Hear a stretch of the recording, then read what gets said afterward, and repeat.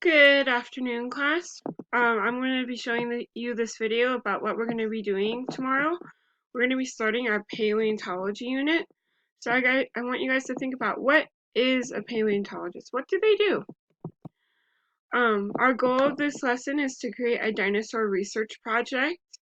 We're going to be creating a dinosaur journal with information about all kinds of different dinosaurs and all kinds of different vocabulary words from paleontology, such as what tools they use, how do they dig them up, where are dinosaurs found, all that good stuff.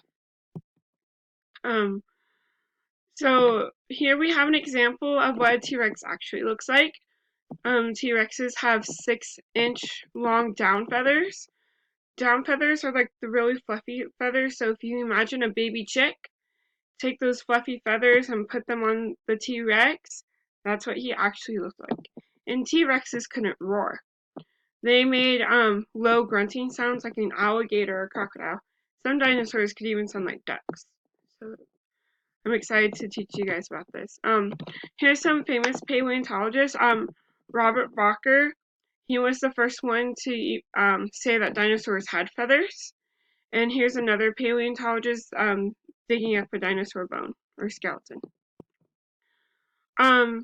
This is what we're going to learn. We're going to learn about different types of dinosaurs, such as herbivores, omnivores, carnivores. We're going to learn what dinosaurs ate, which dinosaurs, time periods. Here's an example of paleontologists, some of the stuff they use, such as the chisel, pencil, magnifying glasses, and hammer. We're going to be going over more of that during the lesson. And that should get you started. I'm excited to start this unit with you guys. I want you guys to think about, what is your favorite dinosaur? When did that dinosaur live? Maybe what paleontologist found that dinosaur. So I want you guys to come to class with some dinosaur knowledge tomorrow. So I'm really excited. I'll see you guys tomorrow.